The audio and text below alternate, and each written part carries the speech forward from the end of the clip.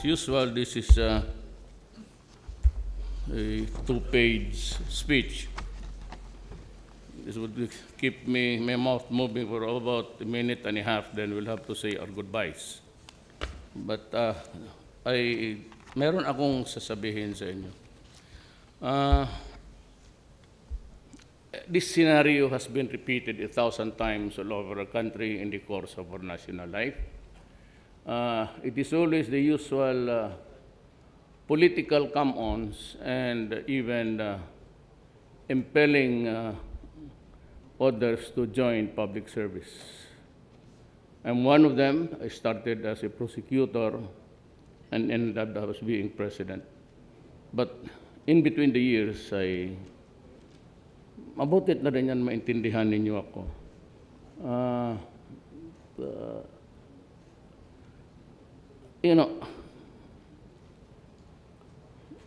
Ito pagtakbo kasi ng presidente, ayaw ko talaga.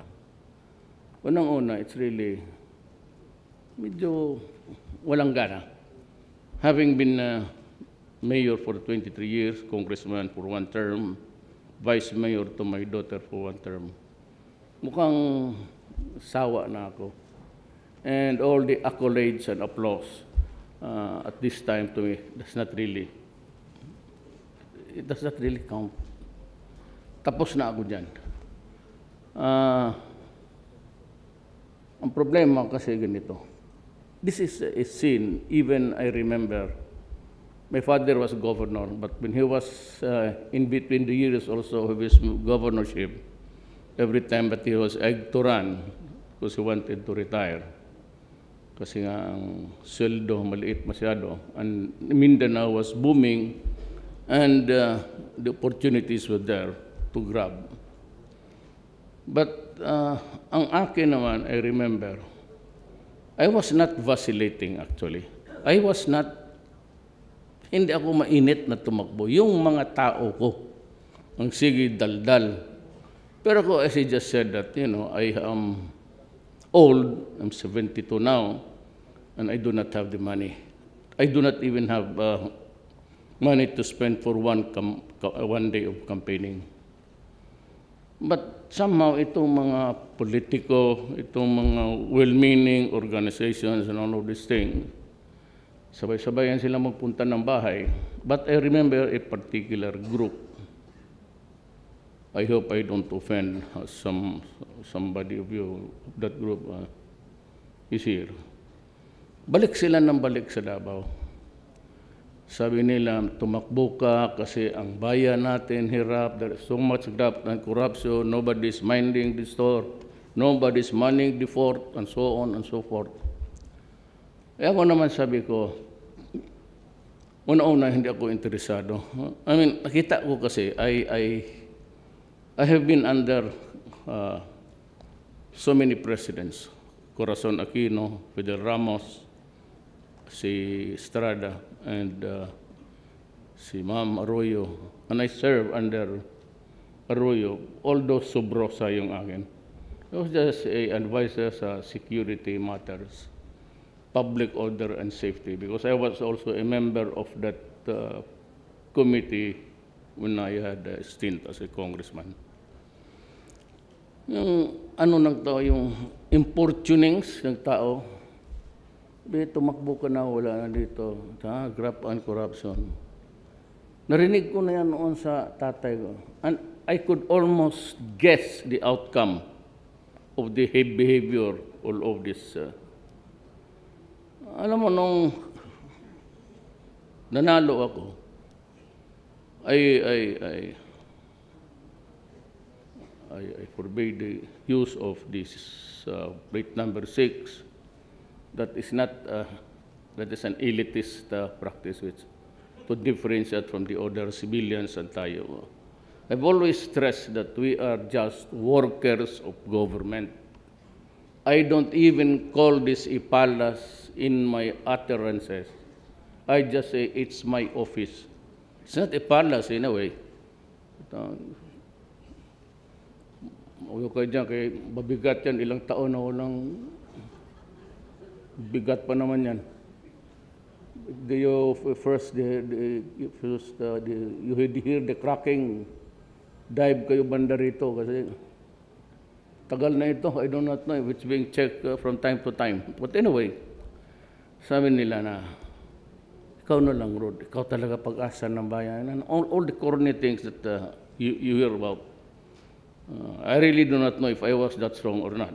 But it turned out that I was really. But at that time, I never expected to win, frankly. Sabi ko, I would give them a good fight, maybe in Mindanao. But all other places, even in Cebu, sa rating, hindi nga umabot ng 2, 3, 4. So, I just, marami namang mga taga-Davao nagbigay, most of them, early money, wala naman sa labas. At ako, prangkat ako sa inyo, if you ask me now, I'll tell you, never accepted the money of the rich dito. Lahat na sila, the traditional guys na maririnig ninyo. Sabi ko, ayaw ko. Tuon lang ako sa Davao. So, shoestring budget, meager allowances for all. Nung nanalo ako, ito na, cabinet na, sinabi ko sa kanila, no, not for anything. Hindi naman ako nagpapakorni. If you really want, fine, but wag sa akin, gobyerno. First is that I told them to avoid, not even luxury, wag na yan. Any activity that would entail public spending. Bago magsakay kayo ng aeroplano, it might sometimes be upsetting to you for the first time to be riding in economy class. But if it's an office expense, doon kayo sa economy class. Huwag na dyan sa kasi nakakahiya eh. Lahat. And sabi ko, I do not use your Mercedes-Benz. Kasi yung ibang cabinet members talagang mayaman yan. Ugadi, si billionaire. Si Dominguez, maraming kotse, nagkukolekta ng kotse.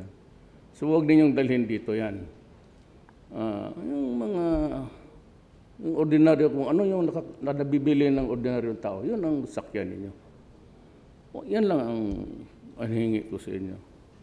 And do not display the trappings of power. Alam mo, everybody almost followed to a T. Problem is, may mga talagang di makanyang, they cannot handle no power or they cannot handle the newfound glory. Kasi taga-gobyerno tayo, pumasok talaga yung you're somebody, you're clothed now with an authority na okay lang kung sisigaw ka dyan sa trabaho. But if you just like another despot, sigaw ka ng sigaw dito at ginagamit mo yung resources sa opisina, sometimes yung mga maglagay ng casual, yung iba gawing buhit, tapos yung isa utilizing the people of the office for errands. You cannot run your own errands, but huwag mong gamitin yung para sa ako, ayaw ko. Yung ilang beses ko na sinabi sa I do not want the PSG guarding my family. Unang-una, si Inday, talagang ayaw yan. Sinisibatan niya. Yung iba naman, except for one boy, yung vice mayor, but the others are really complaining. I am complaining. Kaya maglabas ako sa Davao, only 3. Kasi nung una kong pag-mayor, sinundo ako na I was proclaimed. Ang style pala, when you are proclaimed, you're already under the jurisdiction of the PSG. Nung sinundo nila ako sa bahay, napakalaking entourage. And I saw blinker at the back. Sabi ko sa kanila, ano ba yan? Ano yan? Putang yan. Ano yan ang sunod-sunod sa atin? Sabi nila, ambulansya yan, sir. Ha? But scheduled ba ako sa ambos? Hindi, sir, precaution. Di sabi ko, magdagdagan na lang ninyo ng punerarya. Para tapos na. Kompleto na tayo dito. Kaya tinanggal ko talaga. Davao, 3 lang talaga. Minsan 2, sinibatan ko pa yun. Alam mo, sabi ko nga, dito yung puntang biyahe kung saan. If it is your time it is your time. Wala ka nang magawa niyan. Basi anong klaseng bendisyon ibigay sa iyo. If it's your destiny to die, and that's it. Itong isang I don't know if it was pag Mindanaoans, there was really no purpose to it except to talk to the guys. Kasi mainit nga ako talaga sa droga. I've noticed that when he arrived, kasi noon ako, about mga 10 uniformed policemen. Naano ka agad ang attention ko sa strings of security. Taga roon sa Mindanao yun. Hindi nga manalo ng barangay captain ang putang ina. Bakit pa kung bigla na lang magkabinet, naasar ako noon talagang pag alis niya, yun nagsirena. All of my life, ang tatay ko, gobernador, hindi kami nga nakasakay ng kotse niya kailanman. We were never allowed even to touch the Chevrolet of the government's surrender. Tapos, here comes the deal. Magbili ka ng, why would you buy a fire truck worth 18 millions sa Austria? What's the fuck? Kung spare parts, maghintay ka pa. Marami naman diyang, mili ka, Isuzu, Hino, mayroong supply, may inventory, nandito sa Pilipinas, may factory pa. Right in that meeting, I said, you're fired. Sabi ko, you're fired. Tinanong ko siya, have you read the advice of your own legal office? And I said, I have not read it. What the hell? Pero hindi niya alam ano yung memorandum sa harap ko. Sa telepon ng isang cabinet member, pinasa. Don't lie to me. Did you or did you not? Sabi niya, I did not. You are lying. Fired him. Please go out. You're fired. Yung ganun. Might be small things, but nakukurnihan ako sa Bisaya yan, nahihilasan. Tumitindig yung goosebumps. Kaarte naman itong putang inan to, akala mo sino. Wala naman tayo, or just, okay,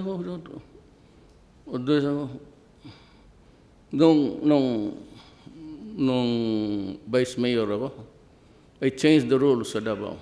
We never called your honorable first district councilor, so just address yourself as Mr. Sa aking panahon, wala yung honorable. Honorable, hindi ka nga manalo-nalo ng eleksyon dyan, hindi kita kinarga. Pagkakurunin ninyo. Honorable. May I ask a question, and if Mr. Villarica is ready to answer? Gano'n. So, Mr. ano even yung sa...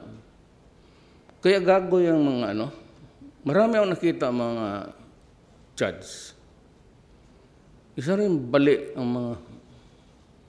Maglagay ka doon sa office, pagpasok mo, honorable judge. Tapos pag yan, honorable. Magpirma ng memo, Dear Mr. Signed, Honorable Rodrigo Duterte. Sabi ko, mayor ako. Who told you to use the word honorable? Ako? Magpipirma ako, honorable. Ako ang magtawag ko sarili ko na honorable? Kung in-address ako, Honorable Councilor Rodrigo Duterte, honorable, then signed. Pero nung ka na ikaw ang magtawag, the protocol of good taste. You don't address yourself honorable, tapos ikaw ang pipirma. Signed, honorable. Bita mo, sa punerarya, lahat namatay. Talagang mga military. Sa namatay, padala ko ng bulaklak. Kung may makita ka ba, President? Tanungin mo, baski sino. Magpadala man ako ng bulaklak sa lahat. Mga sundalo ko yan mga pulis ko. Kasi at this time, talagang pamilya ko yan, alagaan ko. When I send flowers, baski sinong patay dyan, na official, Rodrigo Duterte lang yan. Rodrigo Roa Duterte. Hindi ako naglalagay ng president, gano'n. I do not do that. Baka hindi alam ng tao yan. Kasi sa Amerika, gano'n eh. They address, even the congressman as Mr. or Madam. Tayo lang napaka-arte na hindi naman bumabagay. But still, graft and corruption.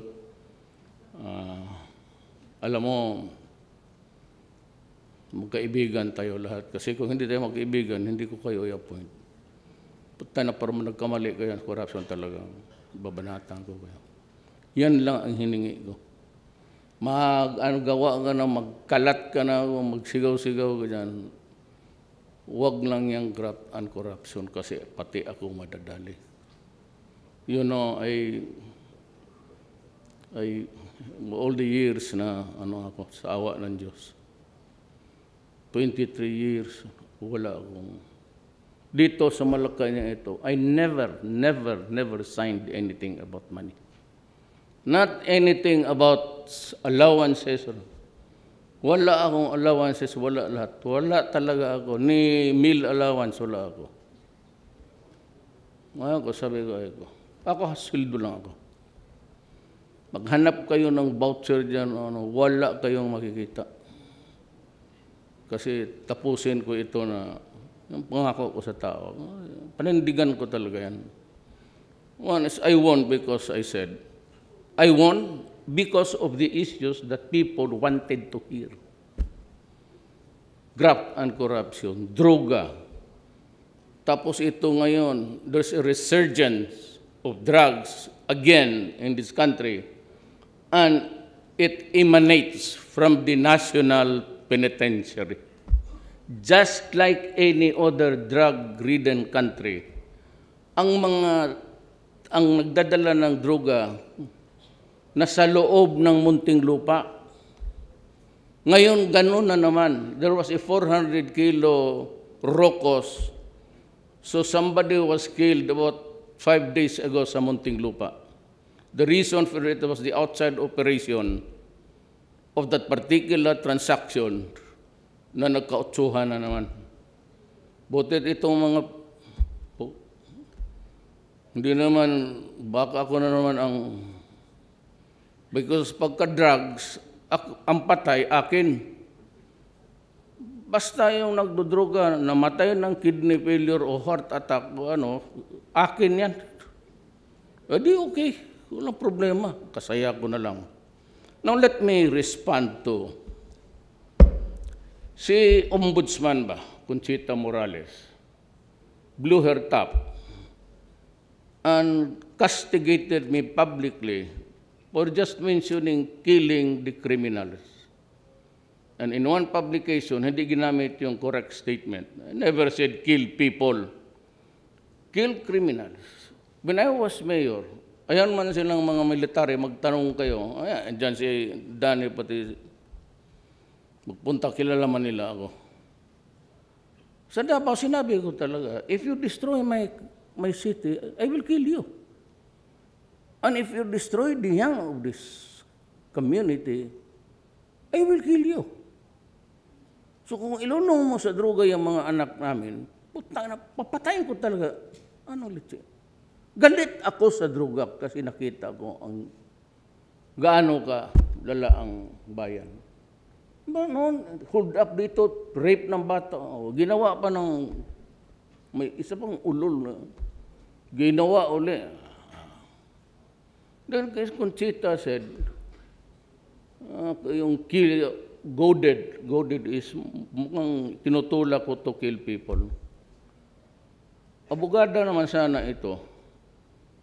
Now, Ombudsman Morales, find me a law which says I cannot threaten criminals with death. Find me a law which would bar me from saying, I will destroy you if you destroy my country. Because if you can do that, I will step down tomorrow. Bigay mo lang sa akin. Ang bunganga mo kasi, do not be the conscience of the community. Hindi mo nga alam bumalik na yung droga. All you do is to say, bakit yung ombudsman hindi corrupt? Putang.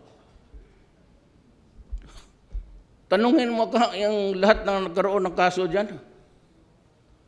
Better take care of your own ombudsman. I had dealings with them when I was a prosecutor. My God. Mukha ka masyadong kiling-kiling. What is your, since when did you anoint yourself as the spokesman for the criminals? Sabi kong bunganga mo. Rindahan mo yung bunganga mo kaya may problema. Totoo, galit talaga ako. Sinong magalit? Tignan mo ngayon, bumalik naman. Saan? Doon sa prison natin. Ang mga prisoners dito sa Pilipinas are destroying their lives while they are in prison. Ma'am, kayo, ombudsman, ilang beses na dadaan, prosecutor ako.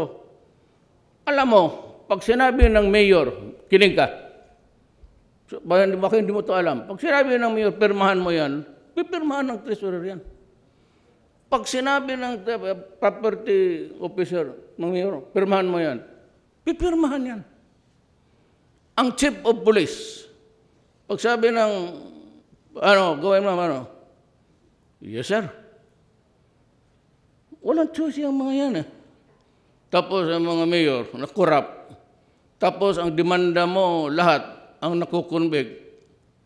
Those who are mapipriso, ang auditor, ang treasurer.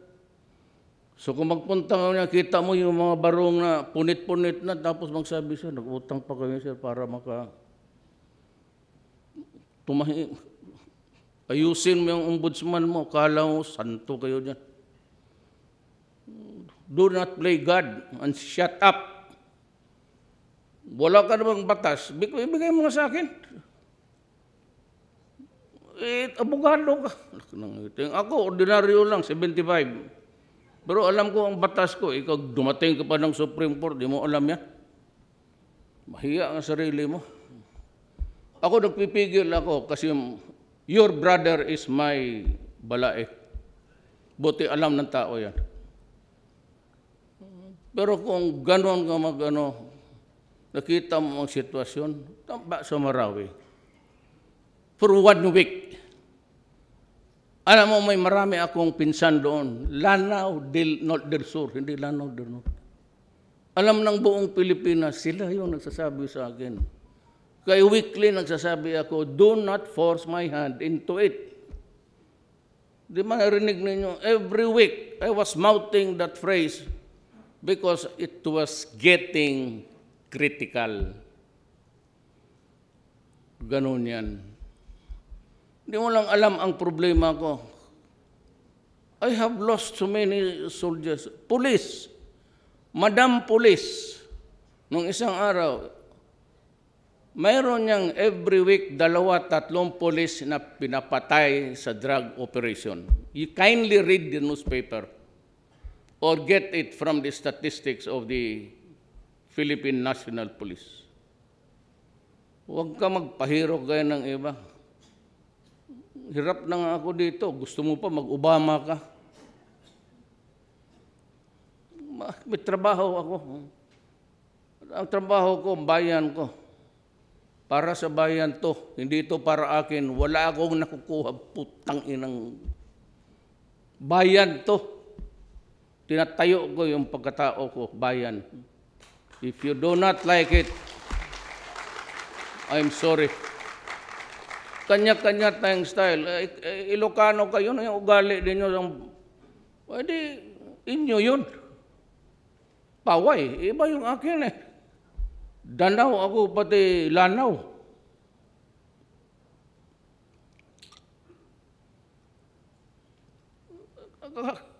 Akala mo ba everyday na babasa ko yung briefer, my heart bleeds. You know why? I'm losing soldiers, ganun karami. Hindi naman in-expect na ganun talaga kalawak yung... And I declared martial law and sent the soldiers there to die. Tang-inang yan. Kaya ako galit sa droga. Hindi siya maote. When was the first time that you read his name in the newspaper? It was during the buy-bust operation because operating the biggest laboratory noong yung mayor sa... Forgot the place. Lanao. I went there. Hindi lang nga pinakita yung ano. May isa pa ditong drug na isang NBI director, isa ka pa. Putang inabantay ko sa akin. Yung sa Catanduanes, sinisekreto lang ninyo, hindi nyo binabalita. Bilyon yun. Balik tayo dito. Pag ganun, wala talagang katapusan na ito. So I expect them to criticize me again. But I will not take it sitting down. Noon, sinisikmura ako kasi presidente nga, you behave.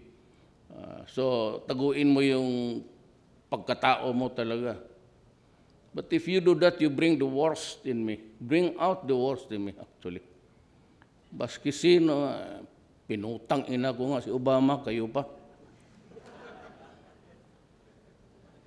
Isa pa yun. Grabe ko. Look, kayo, you were jumping with joy. I was criticized by itong commission, yung pati si Obama. Then my friend Trump, wala rin pinagkaibar sa ugali ko pala. At saka yung sabi rape. Hindi ako nagdo-joke noon, it's Malacanang. Sino magsabi na rape joke? I was not joking, Madam, you listen to the original speech. I was mentioning to the group that day what happened in Bulacan, na pati yung isang tao na bata, pinakialaman pa, pinatay, and rape. Kaya sinabi ko, you know, even if you rape a 1-year-old or a Miss Universe, just the same you will lose your balls and I'll kill you. What's wrong?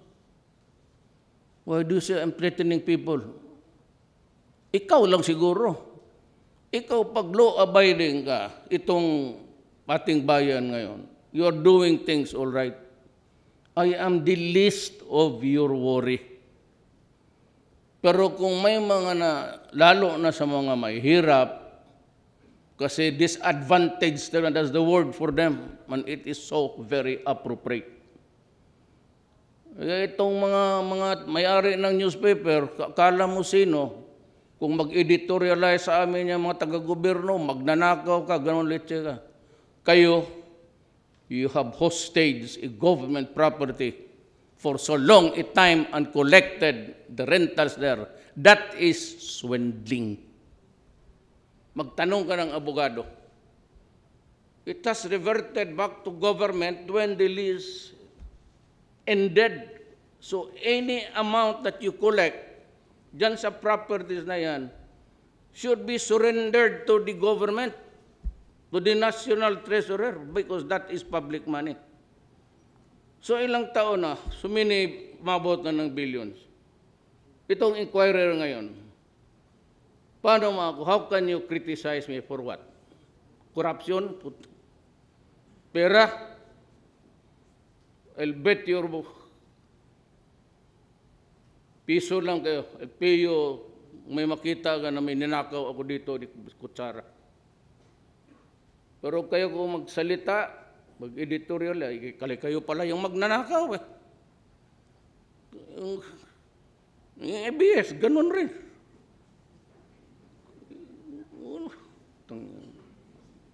Tingnan mo muna yung Gabi Lopez. You dealt with me. Remember, you entered Davao City sa cable. Di kita kilala, kinausap mo ako sa hotel. Tanong kita ngayon.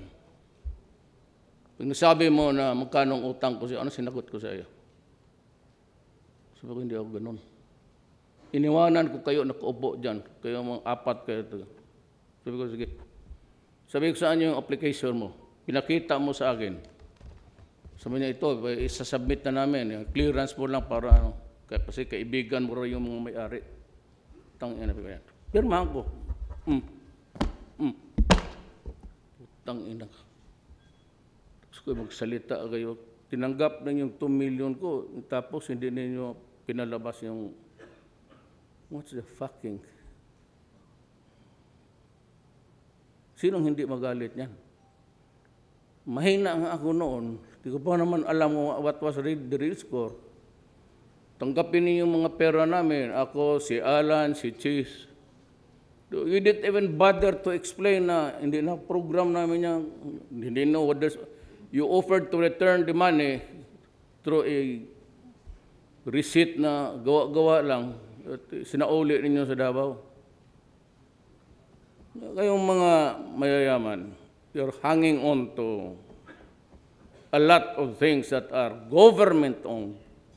Kayang mile long, isurrender mo yan, kasi ipagbili ko yan, gawain ko, I promise you, I will build as many houses as the money can accommodate. Gawain ko lahat yan ng pag-ibig, pati yung mga sundalo, gawaan ko ng mga bahay. Yan ang gawain ko sa pera. And I commit that to the nation. Sa lahat nakikinig na Pilipino, igagawain ko yung bahay para sa mahirap.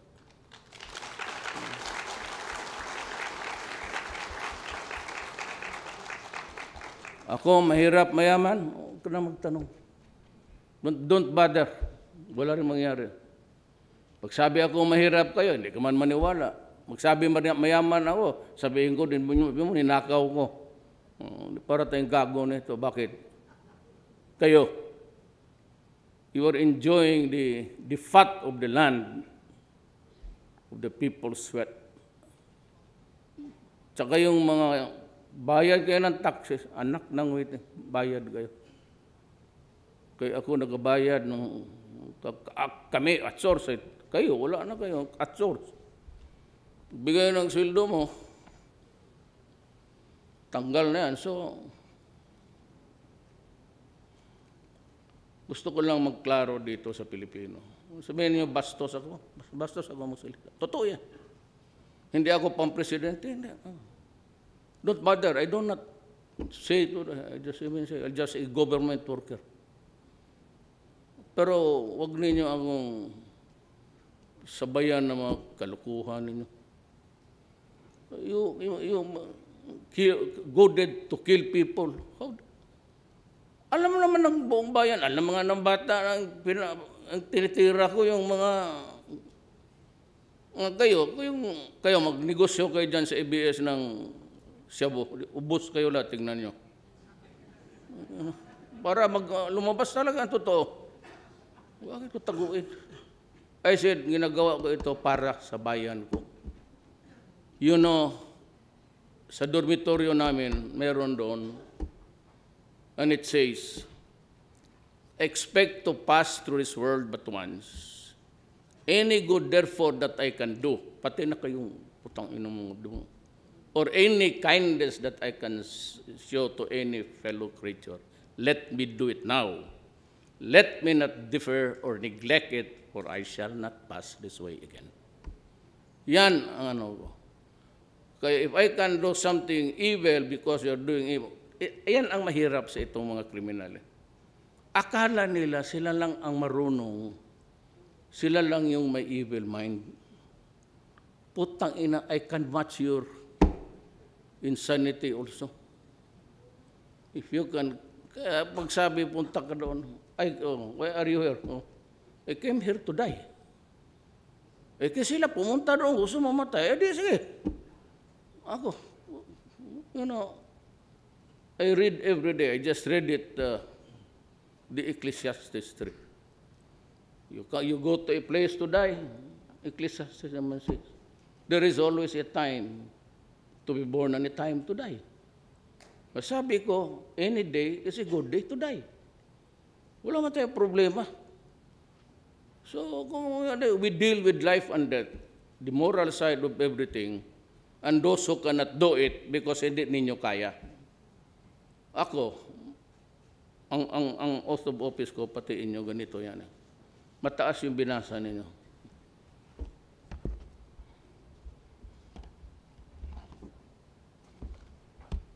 It's just say, yung inyo, naging military man kayo, pati ngayon, it's just say that I, Rodrigo Duterte, will do everything to preserve and defend the Filipino people.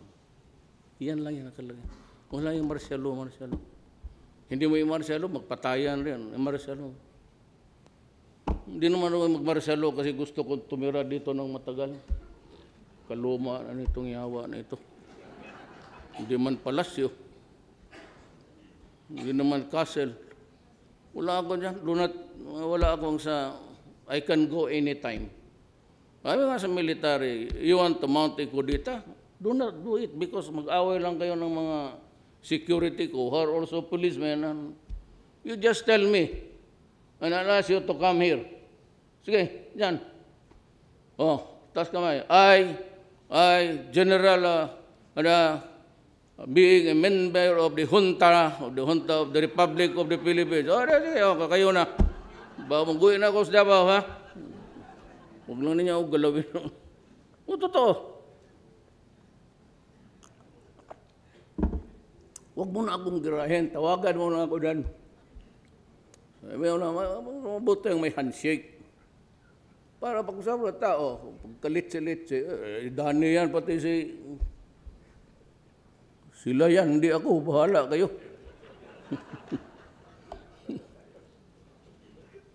Ganun lang yan eh. But there are some basic fundamentals that we have to agree on. First is talagang, I do not want corruption. Puta pag nandiyan sabit ka talaga, away tayo. Second is, just follow yung hilas ko, yung luxury, tapos magbili na kayo ng kotse ngayon, yung ano lang, parang yung ginagawang taxi. Taguin mo lang yung pera. Mariusep. Total, marami mo na kapang grandsons and granddaughters to worry about. Lalo yung anak mo, tarantado, drug addict, napatay. Just keep your money, do not display it in public. We live, since we are really poor, kasi kung mayaman naman kayo, hindi na wala naman kayo dito, we need something to do while you are there. Magsama tayo and let's build. Sabi ko nga, their worry is about the ombudsman, human rights, Me, I have to build a nation for the next generation. I cannot pass it with itong puro katok na mga tatay, nanay nila sa droga. Mahiya ako magsabi, the next generation, ito ibigay ko sa inyo. But I live with the thousands of addicts, kay 4 million na. Binibiro kasi nila eh. They take it ever so lightly, yung addiction na umabot na ng 4 million. That is destructive to the nation. Never mind my mouth. Look at the country and what is going on. Maraming salamat po.